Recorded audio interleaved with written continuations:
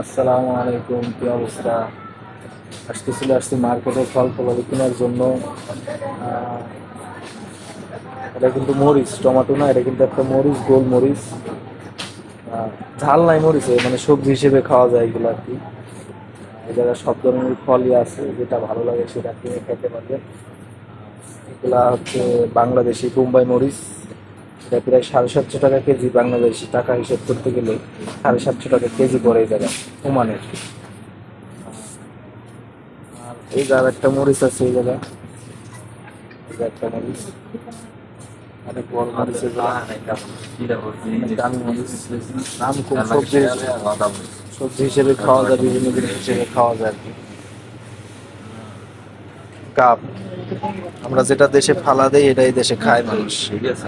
তাহলে হিসেব করে দেখেন আমরা কোন দেশে থাকি আর এরা কোন দেশে থাকে।